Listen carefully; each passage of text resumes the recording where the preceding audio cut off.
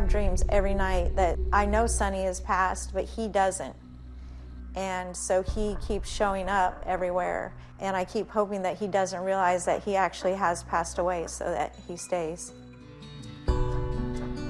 Heather Melton, an orthopedic surgeon, and Sonny, a surgical nurse, were a love story that burned brightly from the moment they met. We were always holding hands anywhere we walked. When we fell asleep at night, we were holding hands. To celebrate their one-year anniversary, the couple decided to leave their home in Big Sandy, Tennessee, to attend the Route 91 Harvest Festival in Las Vegas. When gunfire erupted, Sonny immediately wrapped his arms around his wife to protect her.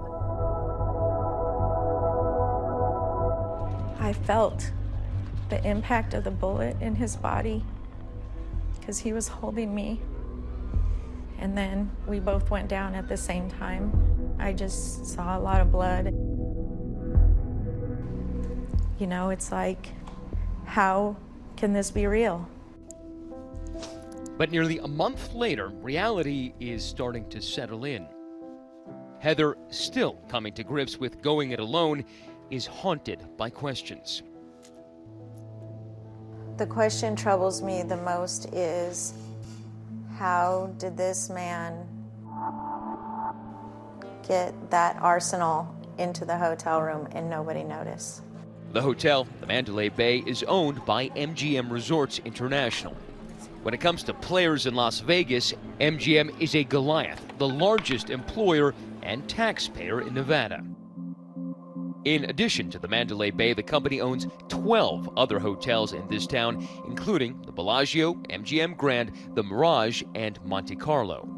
How big of a player is MGM in Las Vegas? Oh, the biggest, the biggest. If you were to call this a company town, MGM would be in charge of they'd be the sheriff of the company town. But now, the gambling behemoth is facing lawsuits, including one alleging the wrongful death of 28-year-old Andrea Castilla, who was shot in the head and killed during the attack.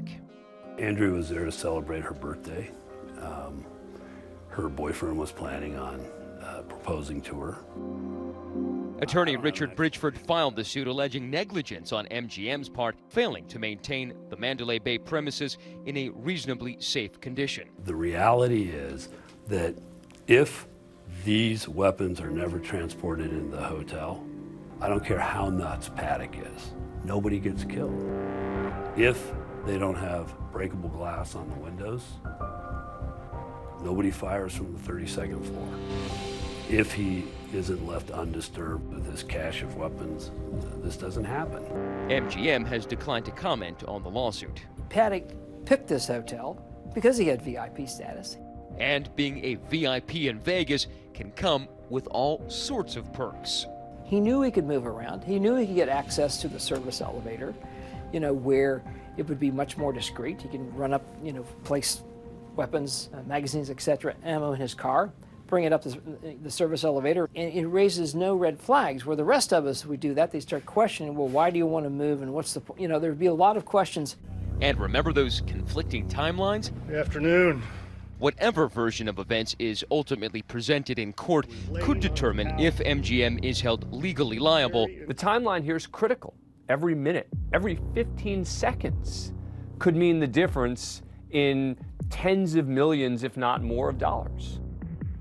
Although MGM and the authorities now agree on the timeline, that the security officer, Jesus Campos, was shot at about the same time as Paddock opened fire on the crowd, that hasn't stopped questions from swirling about those initial inconsistencies. Almost 2 weeks after the shooting, someone who could possibly offer some clarity, Jesus Campos, decided to tell his story. He had multiple opportunities for interviews, probably 50. David Hickey is the president of the Security Police and Fire Professionals Union. He was called in to help to prepare Campos for those media interviews. He chose 5 that he was going to do, and he was looking forward to those. But just before he was about to go live on those national news shows, Campos changed his mind. We had a meeting, and somewhere during that process, that meeting, Mr. Campos and others left the room, and the last word we had was that they were transporting him to a quick care facility And after that, Campos seemed to vanish. The Mandalay Bay security guard shot during the Las Vegas massacre has mysteriously vanished. He was scheduled to talk to all the national networks last week. Campos' silence has fueled much speculation about why he has not spoken publicly. Thank you both for being here. But then, 17 days after the shooting, Campos, along with another hotel employee, appeared on the Ellen DeGeneres Show. As I was walking down, I heard rapid fire, and at first I took cover.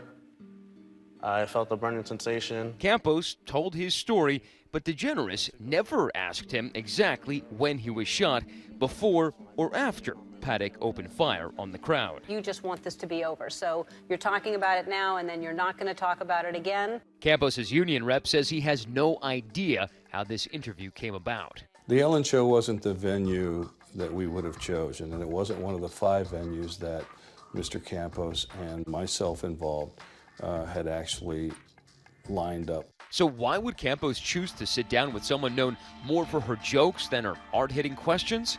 Could it have something to do with MGM? There are Ellen slot machines in casinos across the country now, and you can find them at the Aria and all of the MGM properties on the Las Vegas Strip. But Campos' attorney told ABC News that it was his client who chose to appear on Ellen and that there were no outside constraints on his interview. And tonight, nearly a month after being shot, Campos still cannot go home. He is now being put up at an undisclosed MGM property for what his lawyer says is his own protection. This is the Vegas version of the witness protection program, but it's their witness that they're protecting. It seems they want to make sure that he isn't out there talking about the very sensitive timeline. You can understand why it might be a very good investment for them to have him squirreled away.